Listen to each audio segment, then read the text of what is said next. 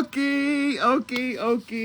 Welcome to Native Wellness Institute's Wellness Wednesday, and welcome to some dialogue and just some storytelling. Nistu Nidaniko Mokoyo Sakoi, and it's so. I'm excited. I'm on the Blackfeet Reservation. I'm in my house. But it's like 27 Fahrenheit out. So I'm not coming to you live outside. I thought about, because I'm going to go for a hike after this. But welcome to Native Wellness Wednesday. We come to you every Wednesday to talk about stuff that will uplift us. And boy, man, I got some stuff for you. I'm just like so excited about what's happening in our Indian world, and among our relatives and our kinship, and among our powwow season, and the prom this week, and they're having a big prom party, big prom parade. And so welcome to Wellness Wednesday. What's the topic? I have a lot of conversations with my family, and as always, I'm gonna choose lateral kindness again as the topic for self-care, lateral kindness to ourselves and lateral kindness to others, and not reacting and being mean-spirited like some of the stuff that's going on in our world. So welcome. I was just like, I was like, how like you go to Indian things, and Indian things, it might be a powwow, it might be any kind of celebration, and Indians always, they say, excuse me, we're going to have a moment of silence for Val Kilmer, or excuse me, we're going to have a moment of silence for one of our leaders that has left us. Or they'll say, excuse me, we're going to have a moment of silence for all of our Vietnam veterans. So I'm just going to ask you for April, and it's not April Fool's Day anymore. Because there was some good fooling on social media, and among our relatives. Relatives might have just showed up on your doorstep and said, I'm moving in, here's all my stuff. April Fools. Or they might just said, hey, can I borrow your truck for a month? I'll bring it back, same condition, and a full tank of gas. They always bring the vehicle back with no gas. Or you gotta go get a can and put gas in there, because don't let your relatives borrow your vehicle. That's your badass auntie's voice. Don't. So what if we had a moment of kindness? And so I'm going to ask, whoever's watching, let's just have a moment of kindness.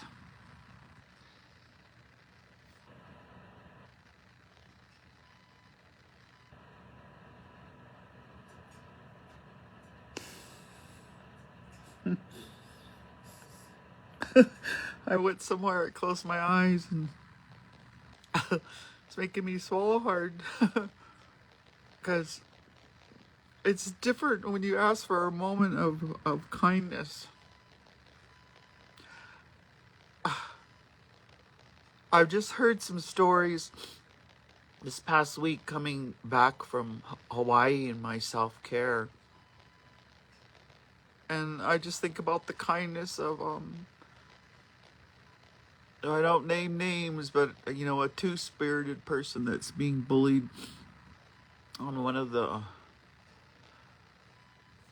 Montana reservations, and they bullied her, and they killed her dog. They poisoned her dog. So when I just thought of that moment of kindness, because what does she do? They post on my page today thanking me for letting them cry till their snots come out. And so my moment of kindness, I sometimes with whatever's in our world and our unresolved grief, our love for our people, a moment of kindness might just be to cry with them. And and I'm still grieving my Ocon iron pipe, and all my relatives I lost during COVID. My mother, I asked my mother, I said, Mom, do you think our family, our reservation has COVID amnesia? Because we just went through a very grueling post-traumatic stress years of losing people and losing things and losing careers, and now I guess the lateral moment of kindness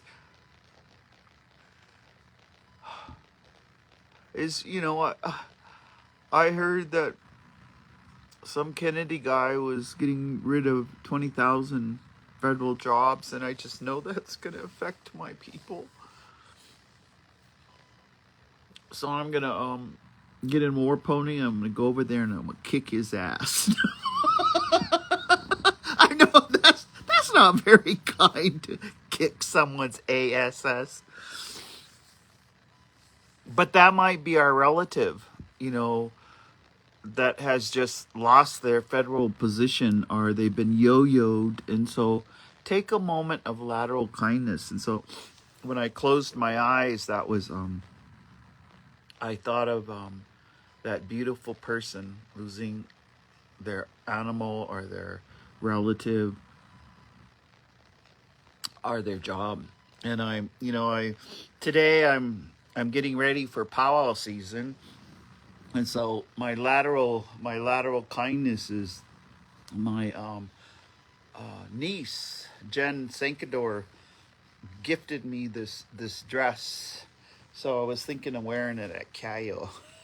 Look at the sleeves. Look, and and I'm wearing everything I'm wearing somebody gave to me. So the lateral. So what can you gift people? Words, and so I decided to put this on, and then Tasba Garcia, director of Res Dogs, gave me this, and I've been wearing it because it just has really good colors and a beaded clitoris. Tasba, you're wild. And then I was at Pawnee Nation, and one of the women ran out to me when I was driving away. And in her hands, she had these earrings. And she said, these were my grandma's favorite. And she just gifted them to me. I was like, like when someone gives that kindness like that, sometimes you think, oh, should I take this? I shouldn't take your grandma's earrings. But she said, no, you helped me so much today. I want to give you these earrings. And so when I was getting ready to come on, I another lateral kindness, my Hawaiian friend Tina gave me this hibiscus cup from Oahu.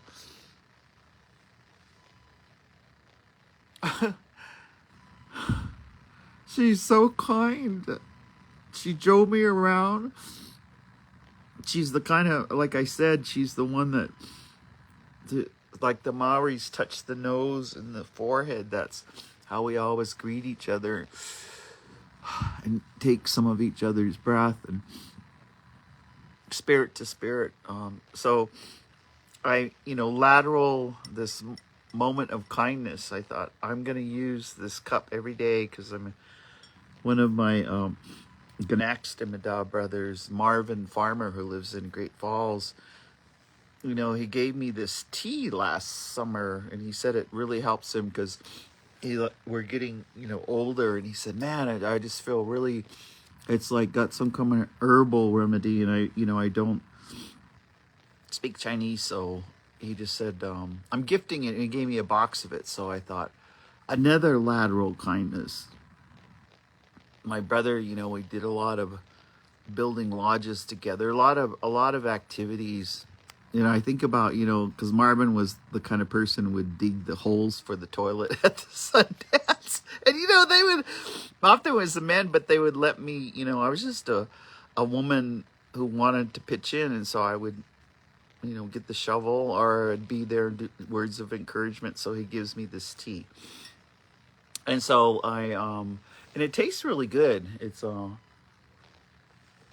soothing. So I wanted to share. I'm going to start with a story because my heart is just so big and it's uplifted.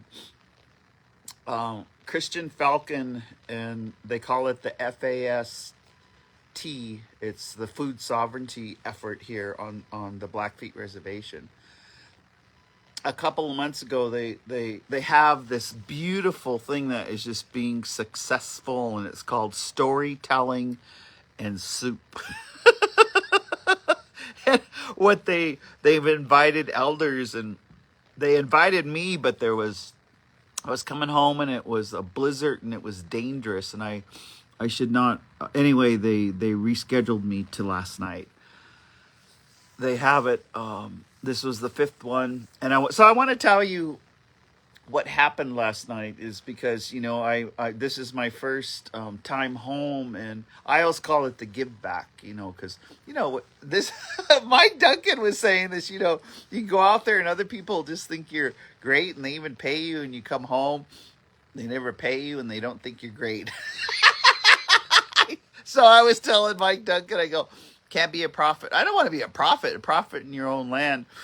But I felt so honored that they invited me as an elder to come and tell stories. And then it just wasn't soup. Oh my God, when I get there, it was the high school, 2,000 students are getting ready. I got to hug Jude, Revis, and he had like his 10 buddies. When you're in high school, you walk around in clumps. He was with all his buddies. And I realized that when I hugged him, I was hugging his navel. He's this tall.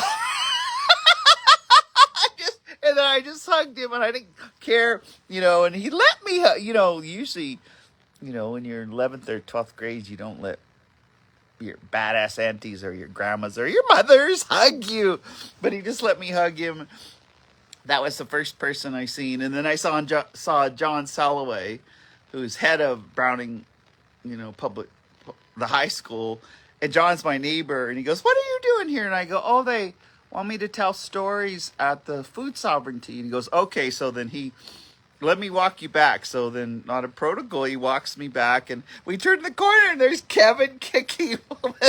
And Kevin goes, Sarah! And then we go, and so I did all this hugging, and they were authentic lateral kindness hugs. People hugged, and then they brought me back to the room, and so we could start getting ready. But this is what went on, so a moment of kindness.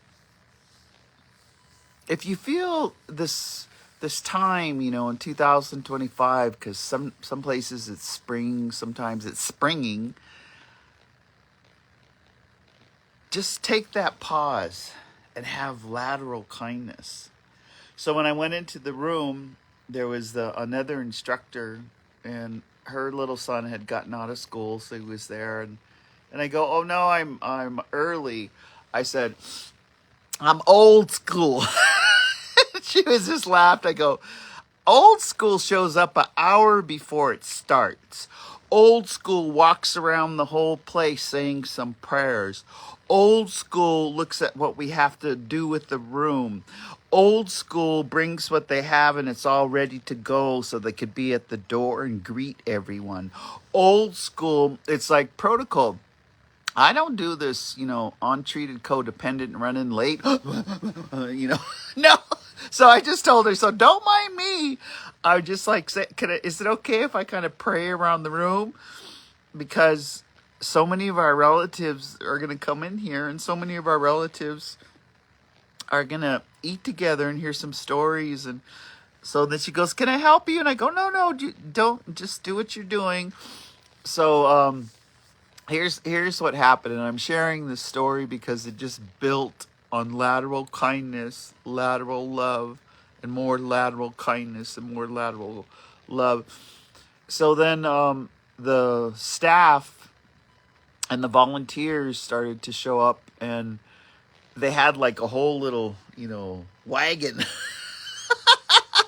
And they had buffalo in there. They had blue corn chips in there. They had tomato sauce in there, olive oil. They had onions. They had everything to make buffalo chili. And that's where it started. So then I wanted just to start this lateral kindness, because it was just so freaking beautiful. Because the first, it was a mom, and her son was about 6 years old, and they had matching shoes on. And they walked in and they were kind of checkerboarded. And they walked in, and I just go, wow, you guys are so amazing. You have the same shoes on. And anyway, long story short is this little 6-year-old son has declared to his family he wants to be a chef. So he comes to all the food sovereignty, because what ensued for the evening is we have like 5 stoves and cutting boards and microwaves and utensils, and is that everyone started to arrive, and they brought the supplies so that everyone could make buffalo chili. So I'm like starving, because I saved my appetite, because when you're going to go eat a special meal, lateral kindness is show up with appetite. And but I was like, it was 4:30, and we went till 8 that night. So anyway, we get it. They started to come in, and Lola Whitebird came in. Lola is just such an amazing Blackfeet woman that makes ribbon skirts, and she used to teach at the college. She knows all this history, but she said, I just like to come here and have fun. Every person that came in said, I like to come here because there's no social pressure and we have fun. And I was going, I'm in the right place. I'm in the right place. No pressure. And then as people came, they were all from our res, and then this is what happened. And this is the lateral kindness that we have to do now. We can't so this whole group, and pushing maybe 18, 19, maybe some of them 20, shows up from Kalispell, Montana. And they walk in, and and they're non-Blackfeet, non-Blackfoot, and when Napiaki, Napiquin, they're we call them we don't call them we call them white people, because they be white. Anyway, they walked in, and they're looking around, and me, I'm just used to NWI. We call any non-Indian, we call them our allies. So I said, come on in, allies. Where are you guys from? And they said, Kalispell. I go, how are the roads? They go, they were pretty bad, so we're going to get an Airbnb after the class. So that you have the haves and the have-nots. Because Indians just can't show up somewhere and rent a Airbnb unless... Anyway, so they... So then I said, hey, we got some sparkling water over there. We got bubbly. We got tea. Walk around. There's a lot of history on the walls. Get comfortable. And we made lateral kindness. And then it was so funny, because then each of we start... there's been prayers said, and then everyone goes to their station and starts cooking, because they had to take, they each got a good pound of buffalo hamburger, and so they have to saute it, and the little 6-year-old, he's just like up there, he's like a professional, he's like sauteing it, putting a little bit of onion in it, adding, the tomatoes. And then they also brought the option of kidney beans, and then they also brought Savis berries, that you could add a little berry. It was just... And so the Kalispell group, they just stuck together, because they're not quite, they got lateral kindness, but But they just started whipping up, and it was so good smelling. It went out into the hallway. It went out into the ions of the air. It was all of a sudden the smell of buffalo with sautéed onions, and it was just like it just filled up. You know, that is when you cook for someone or when you feed people, that's the greatest thing you can do. And yourself, when you cook for yourself, make it good. And then, you know, we got to talk about making a spirit plate for our ancestors. And then, you know, they said, well, anytime you want to start with the storytelling. And I brought genealogy charts of my dad going back, let's see, 1, 2, 3, 4, 4 or 5 generations. And then I brought charts of my mom, all the bullshoes going back 7 generations, where there was 17 live births and 13 lived, where all the bullshoes come from. And then, you know, with my dad's chart, then you have to put all the names. And what was cool is, you know, I had the little plume names, the Mary Spotted Bear, the Joe Blackman, the Annie Rutherford, the Irene Bullshield from Kainai. And then, you know, you have the names and to now, to our generation in the 60s, and then, you know, lots of we had so many grandchildren, so many cousins. So I brought these charts, and I was going to tell stories from that, because it was going to be like, you know, just like spontaneous. But one of the young women that came in, she was staring at that chart. She was looking, and then she was looking at me, and then she goes, I'm a little plume. And as soon as she said that, I go, come here.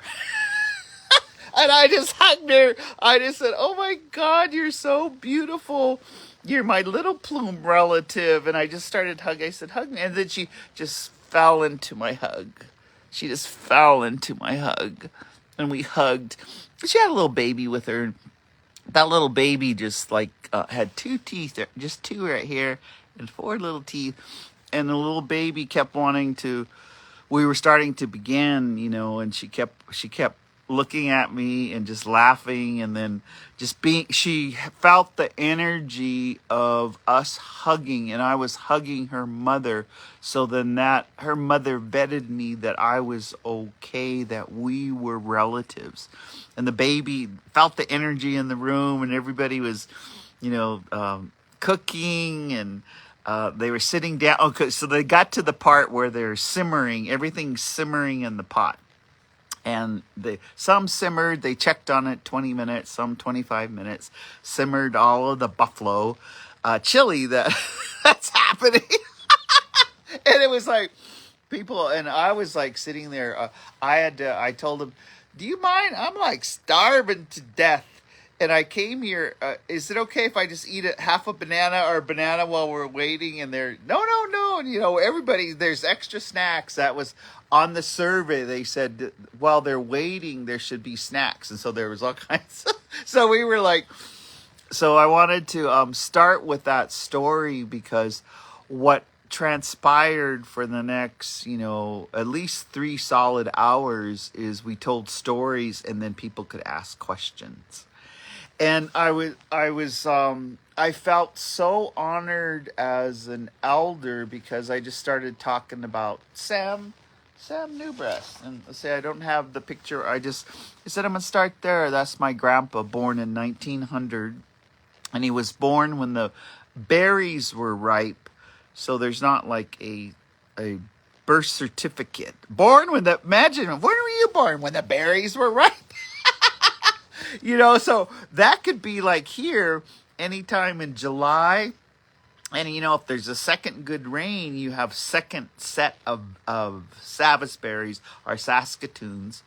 And where I live right here, this is always loud. They call it being lousy with berries. There's lots of berries. So Grandpa was born in 1900. And so I started with him, because I said, because his biological father, back in those days, and this is, you know, where our outside allies come in, they had many loves, and they had children with those loves. So they had many children by many women. And I said, and then see on my mom's chart, 2 Bear woman may have had 6 husbands. And when it didn't work out, she just left their stuff outside the lodge or outside the house and finished, over. No divorce court, no nothing, over. No.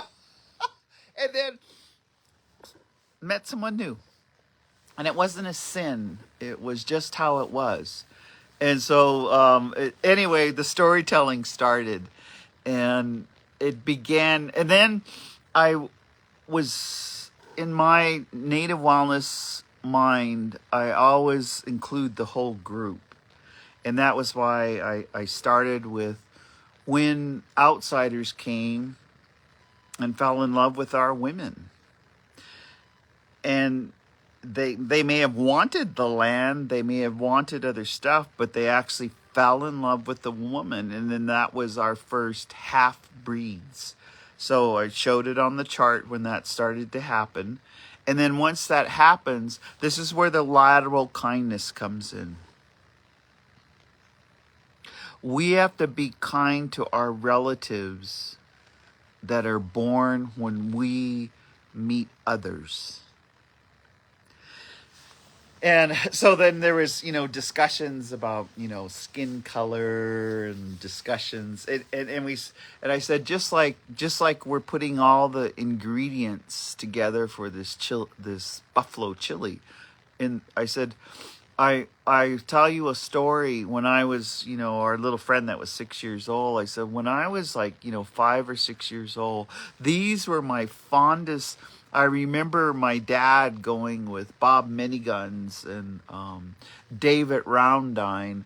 And Bob Miniguns used to tell me, and we lost him a few years ago. He said, I liked hunting with your dad because we'd always have, we'd have all our horses and our pack horses. And when we'd go out and we'd be heading into Big Badger Canyon or over towards where your mom's from, Cooper Lake, would be heading in that way, and he would be singing his hunting songs. And so, I was asking some of my family, because, I can't, I can remember that my dad's singing, and he would sing these hunting songs, and we always had good luck.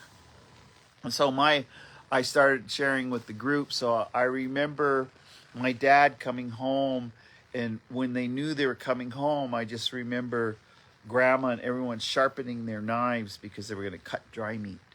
And the knives were sharpened and everything was ready. And they used to say, that's how when they would come, we would give praise holler, like, like they were bringing home the meat. But I remember Dad, taking like a hind quarter and bringing it over to Mike Swimsunder family. I remember my dad taking another hind quarter and bringing it to Rita and Jim's Spotted Eagle. I just remember their pack horses, and they gave everyone meat. Just gave. They didn't say, oh, can you Venmo me? You got PayPal? They just gave them the meat. But this is what I was sharing with them. I said, what I remember is my dad would always, because we saved everything. The guts, we'd have gut feed, liver, we cooked the liver, but he would always save, and he'd have the raw kidney, and then Dad would take his sharp knife and cut off a piece of this raw kidney. And then somewhere, Indians can always just pull out, there's always salt. They carry salt, but he would put salt on the raw kidney and then give it to me. And it was like, oh, that's the most beautiful taste in the world. And I was probably a little kid, a little blood coming down, eating raw kidney with salt. But I just said, it was that sustenance, because something, the energy of Dad hunting and praying and offering songs and medicine and getting and then sharing with everyone. And I also offered, this is something that a lot of people in 1960 on Scapi Picani, the Blackfeet Reservation, when I worked for June Tatsy at Tribal Health. In 1960, the average income per family was $912 per year. So I shared, I guess we're living off the grid, or we were still living with where the cash was not the economy. And so just think about that lateral kindness, the things that you can make, the things that you can barter, the things that you can grow, the things that you can go and get and share with everyone. I was, one of the things when this is raw turmeric, and I'll just hold it close because this was one of the gifts that Native Wellness Institute, when they were over at the 35 acres on the top of Oahu, we went and helped them clean this turmeric. And so I'll just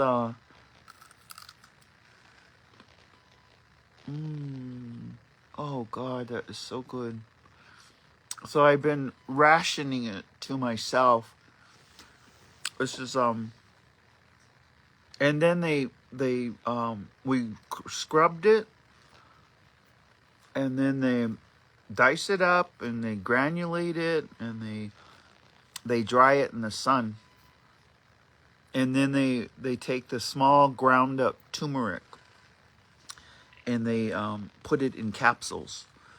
And then for their Hawaiian clinic, if someone has inflammation, because when you have inflammation in anywhere in your body, this will bring it down. So you can oh, that's good.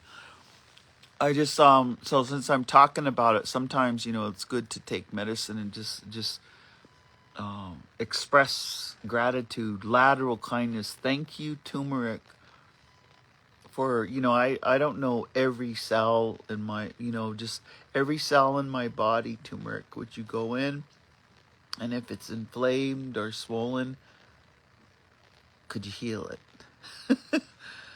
and you can talk to the medicine like this turmeric. And so right now I feel like it'll go in, and then sometimes I always ask if there's any bad bacteria. There's good bacteria and bad. If there's any bad bacteria, would you please kick it out of my body? Get rid of it, and then just refortify all the good bacteria. This is how I talk to medicine. So I've been rationing. So I had, I'm sharing that lateral kindness because on the and this is the other thing that they gave us. They gave us these tinctures in Hawaii, and I guess I'm just talking about lateral kindness. They called this the Hulu Iana, and this right here it's so cool because what they do is they make it so you can rub it on yourself. Oh God, it is just so good. And it's just made that you can see it. And so I'm also rationing this because oh God, that I feel like if I close my eyes, I'm back on Oahu, where there's avocado trees, wild banana trees, and acts of kindness, because we just went there and next year, Jillian Joseph, our executive director, and our board, we were talking about when we do go back to Oahu next year, that we're going to, whoever registers for our Being Trauma and Healing Informed, we'll also take them out to the farm to also to work, but also to, and at this farm, they all of the Native Hawaiians when they go to the clinic there, they try to give them all of their natural medicines in capsules, or their natural medicines in smudge, or their natural food. That it's all because everything grows there. But you know what was the most beautiful thing of all? And I just like, it just like doing. I just thought they catch all of their rain. They have a lot of rain, so they're never without water. And then I was just thinking about all of, the 574 tribes and all of the First Nations. Up at Kainai right now, everyone has to go get their water and then bring it back, or, for the horses, the cows, and the people. But at this place, they just caught all their rainwater, so they'll never be without, as long as there's rain, and there's always rain. And they watered, and they were clearing their bamboo, their invasive bamboo. So they almost had like a highway where they just cleared the bamboo, and they had taro to make poi. They were experimenting with growing so that they could grow to get, to taro. There's different kinds of taro, but that they would use it for medicine and use it for food. So that was one of the lateral kindness back and forth between Native Wellness Institute and others. First I want to say, right now there's this incredible effort of lateral kindness between Native Dads Network, White Bison, NAFA, the Native American Cancer Foundation, and NWI. We're not competing, we're coordinating. So like right now, like as we're talking, I saw that Kateri, and I always just call her that because that's it, from White Bison. She's the executive director, and they're out in Portland. Yay! And they're looking for when their next annual addictions conference, and it's about addictions to everything. Gambling, workaholism, shopping, relationships, and then Al-Anon, they're looking in Portland right now. And so I was so happy to hear that Lavina Louie, who's on our board, was suggesting Barbie's Village, which is a possibility. But then I also thought, man, in the Portland area is one of the best treatment programs.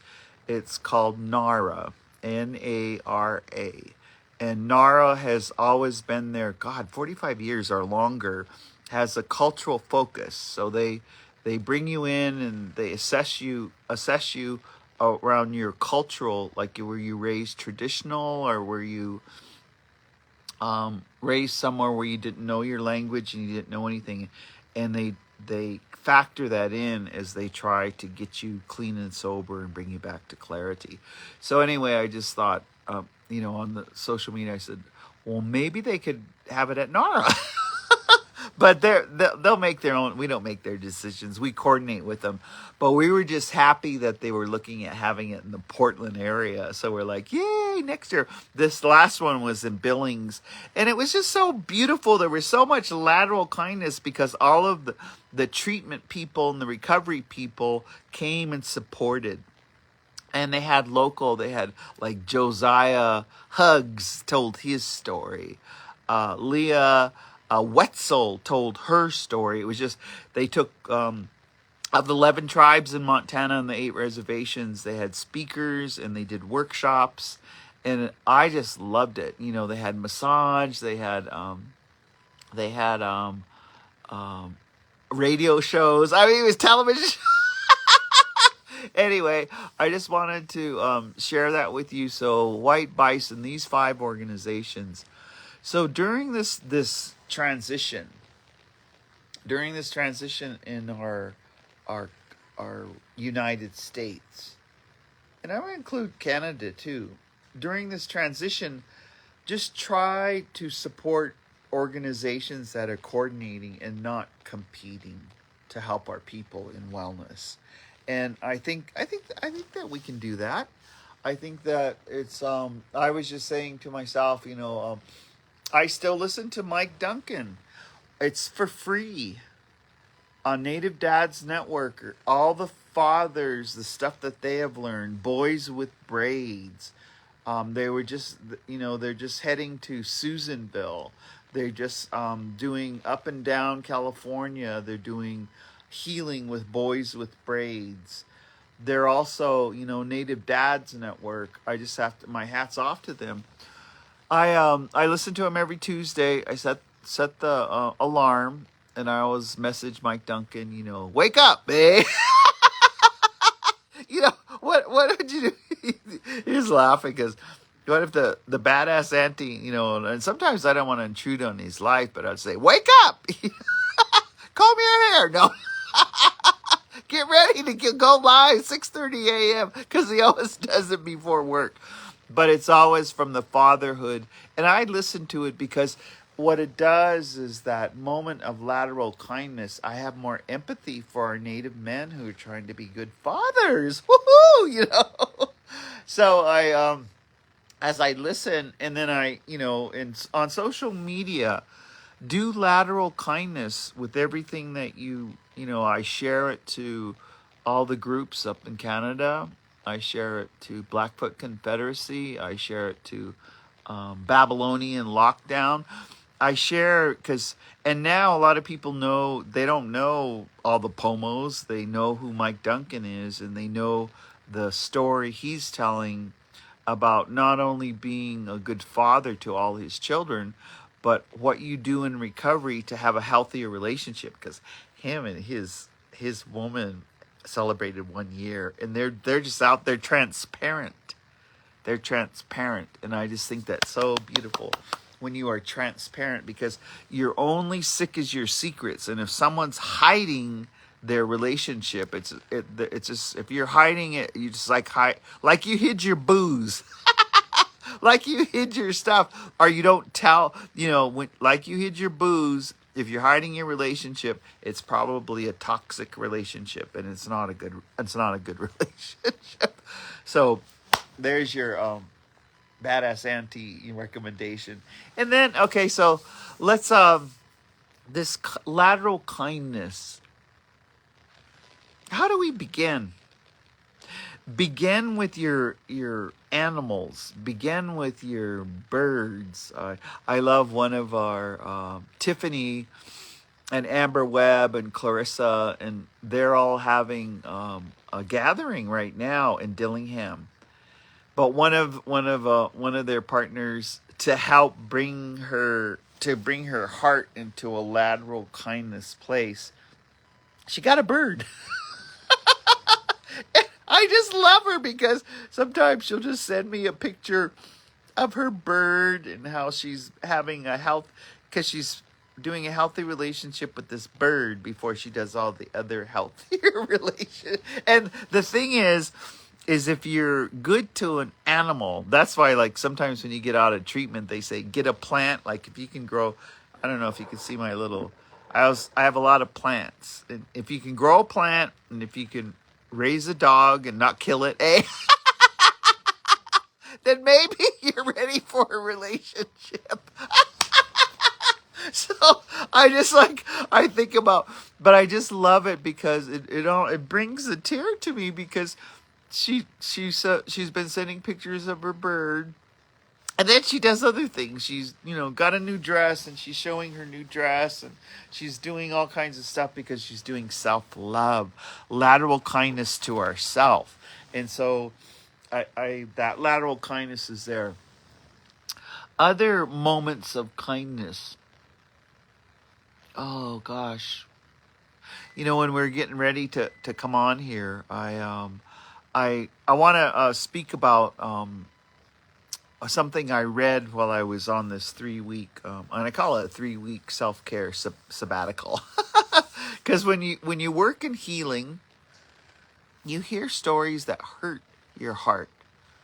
They hurt your heart, and it's one of my agitators, I'll say sometimes, said, what is a conduit? I'll tell you what a conduit is. A conduit is often, it's a gift from Creator. a conduit is someone that can help you see, get spiritually connected to Ishtabatabi. A conduit might get you to have mediation or unresolved where there's tension, to have lateral forgiveness, to have to mediate, resolve where you let things go and you start over and you learn that person today. So, one of the books that I read was, and you probably could get it on Amazon. I know it's at our college, is by Woody Kipp. And it's called Viet Cong at Wounded Knee. And it's the trail of a Blackfoot activist. And he's still alive, because now that I've come back home, I'm gonna seek him out and have a cup of tea with him, because he was a brother that I danced with for 10 years at Buster Yellow Kidney with his bundle, and I danced with him, and but I didn't really know him. I just saw that he was a strong dancer. And one year, I just remember we thought it was crazy because we had already danced 4 days without food and water, and he was so energized. Woody just said, he goes, "We should dance one more day. Who's with it? And pray for our people." And then, like, everybody's like, "Please, just let me have some water. Let me have some spotted dog," That's Raisins and Rice. "Let me just have some broth." That Gatorade. Joe Ironman, he used to sing the watermelon song and went, like on that third. Anyway, here's Woody. "Let's dance one more day." And so I was sitting there and I go, "Woody, are you serious? Okay, I'll dance one more day with you." And then he goes, "Jokes." But he was ready, because he'd gotten in that zone where your prayers are strong and you don't even feel the thirst. You got to concentrate on the center pole. And I was taught by my mother, it's just between you and Creator. Don't let the humans, they test you. Just concentrate on that center pole, and you don't feel thirst. You don't feel the hunger.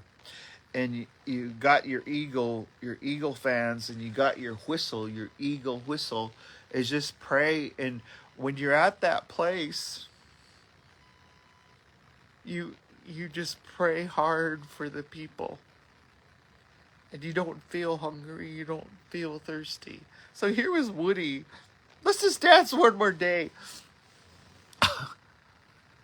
But this book that he has, I made myself read the chapters and step into the shoes of my brother. His chapter of being in Vietnam from 1965 to 68. The things he had to witness. The death. The killing. And then deal with it in the, and then he had chapters of, when he came back, and he had been raised in Cutbank, and everybody loved him in Cutbank because he could play basketball. That's our off-reservation town. And especially, the white girls loved him, because he's when you're a basketball star, everyone loves you. And he talked about that chapter. Then he talked about, the chapter, and he eventually goes, through the 70s, 71, 72, and being with Bradley LaPlante, right on Bradley, traveling to help them with the BIA takeover. He was in the building. And then this is the hard part, because he was like, he remembered the Viet Cong telling him, "Why are you fighting us when you are the Viet Cong in America?" And it never made sense to him till he was in that BIA building, and they had decided they needed justice. They needed social justice for our land, for our resources. And he said we had to, if it was going to be hand-to-hand combat, and they didn't have weapons, so they broke the legs off the tables in the BIA building in 1972, broke them off, and then they found nails, and so they had made these makeshift clubs with the nails sticking out in case they had to come to camp. Here they were making. He was like still in Vietnam, and they were getting ready for the fight in 1972. Remember that? And they took over that building, and they got, with the Nixon and with other at the time, they got a commitment to start to look at what was happening with housing, what was happening with food on reservations, and they were gonna reconcile. And then Wounded Knee. It's Woody Goes to Wounded Knee with Bradley LaPlante, and he names everybody that he was with, and Curly Bear Wagner, and John Murray, and Leon Rattler. I mean, it was just so.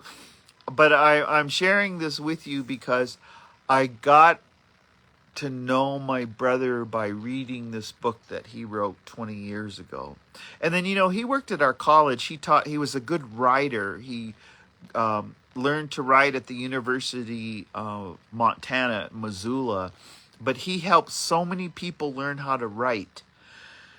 And as I was reading his book, it was compelling because, I would read a chapter and then step into his shoes, and I had more empathy for not just him, but all of our men, all of our Native men, what they had to go through in the 60s and the 70s and the 80s, and today, presently, in order to be a man.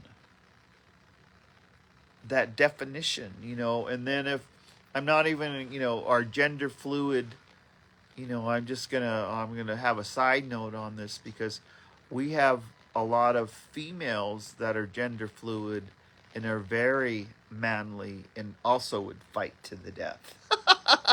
Like me, eh? Anyway, I'm asking you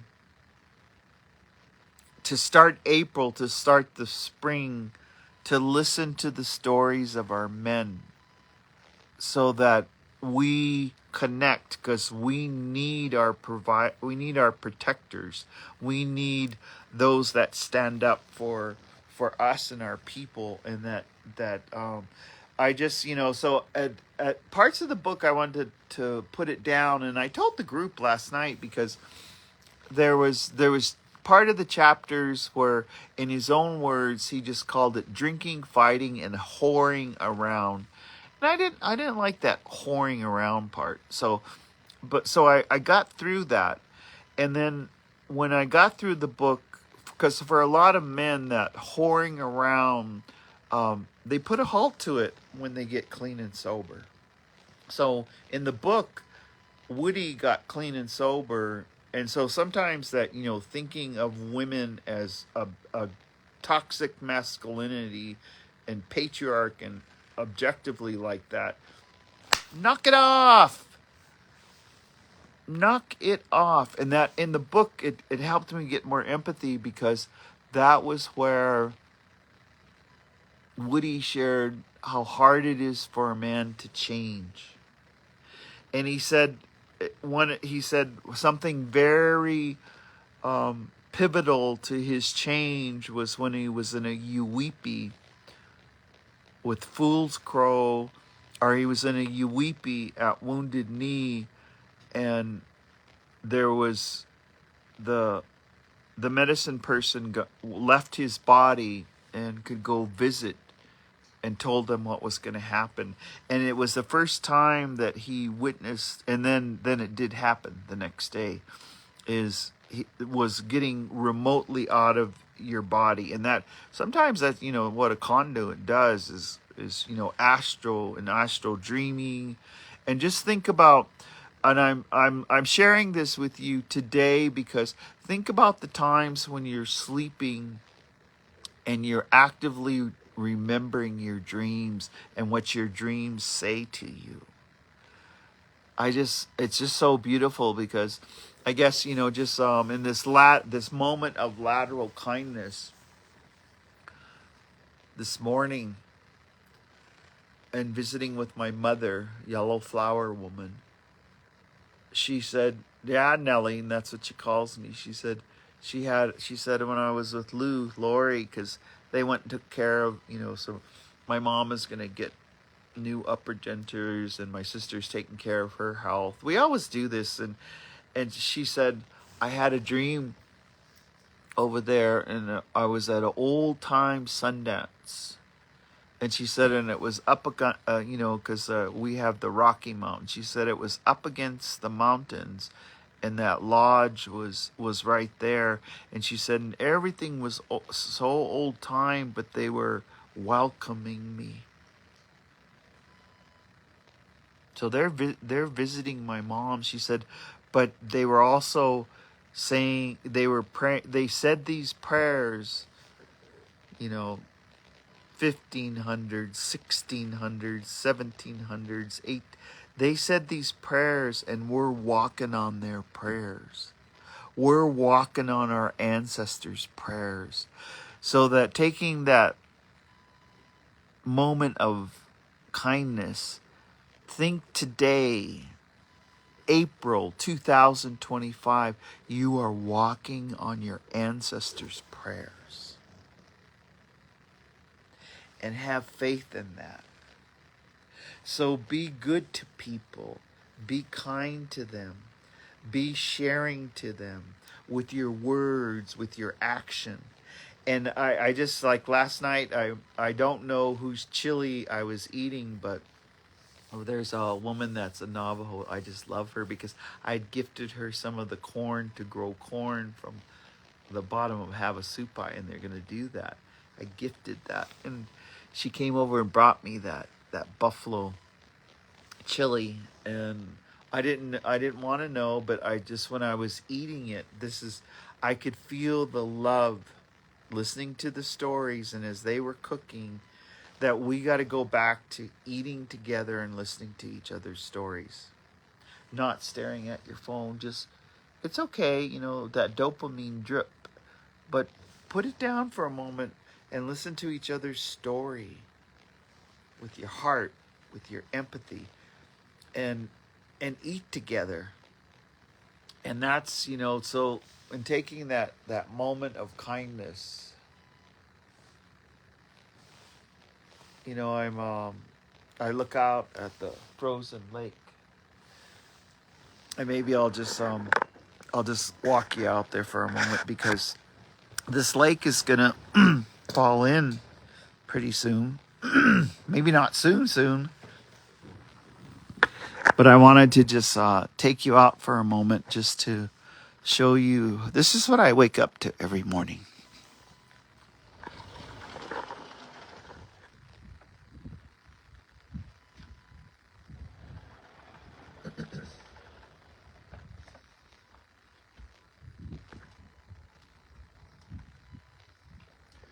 So in taking this moment of kindness, walk outside and see the beauty of the world. There's a little bit of snowflakes. Where's Makapi? They say often there will be a dangerous storm. Sheesh, we got a Republican storm, eh?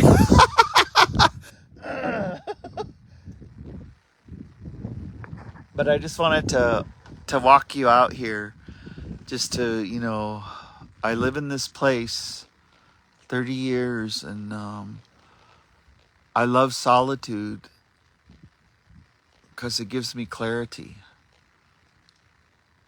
This is where the berries grow. This is where the managapi grows. This is where the grandfather root grows. This is where, and one of the things, I have all these birds, and maybe all these little birds right here, and I've been feeding the birds. I have now the pet skunks, and underneath this deck they come, and they don't spray me. And then I have my pet pet foxes. Of course, there's two of them hanging around. There's a den over that way, and then there's a den up the other way. So I in this moment of kindness, I'm going to ask you, please just be good. Lateral kindness to your relatives, lateral kindness to your coworkers, lateral kindness to your animals, and your spouses, if you're married, your partner, or your potential. You might be kind to them. Be kind to your children. Be kind to your grandchildren. Be kind to your aunties. Be kind to your parents, if they're alive or not. Go feed them. Listen to them. And even if they tell you the same story 3 or 4 times, shut up and listen. That's lateral kindness.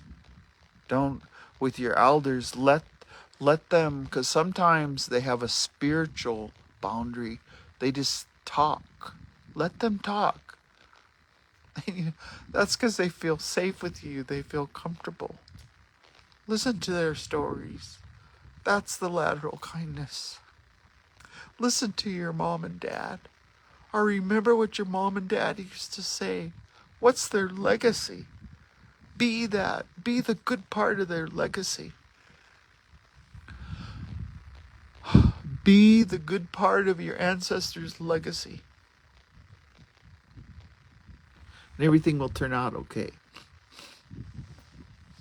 I think I have a lot of tears lately because, sheesh, I guess I can feel, and I'm not trying to suck it up or mask it. But I feel really happy. So welcome to Wellness Wednesday, Native Wellness Institute. We're here every week. And I felt like dressing up. Yeah, here I am with my powwow outfit. Now you can kind of see my powwow outfit.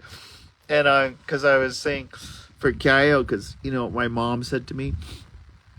She said, "Nellie, I want to go to Cayo." And I go, "Well, Mom, let's make it comfortable. You want to stay at the Come On In with all the hot tubs?" "Yeah." "You want to go over a couple days early so you could go to the secondhand stores?" "Yeah." "You want to eat your favorite food?" "Yeah."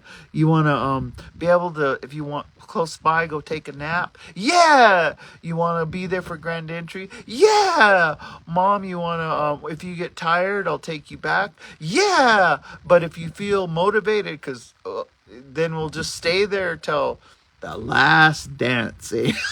"Yeah." So that's when my mom says something, we make it happen. So we got 4 nights starting on the 16th. And so anyone over in Missoula, Okie, Sinadapi, it would be me and Yellow Flower Woman. I don't know if Lou's coming yet. But anyway, all of our relatives, and they're doing, I think Steve Barrios and the gang, the Montana Two-Spirit Society, is all going to be there too. We're going to be dancing. Come out and dance with us. Bring extra shawls. Grab someone. Give a shawl away. Bring your extra shawls. That's a good idea. And just give some shawls away. Lateral kindness. Anyway, I think the hour's up. I'll honor, we come to you every Wednesday at noon Pacific time, 1 o'clock Babylonian time, Mountain time. So I'm just gonna say with that, be good to. I got an elk roast with elk fat. Ooh, Doug Fitzgerald and them got us elk. Anyway, I'm gonna go in and feast on that. And I just, I can't see all of you, but Kitsikako, ma'am, I love you very much, and I'll see you next week.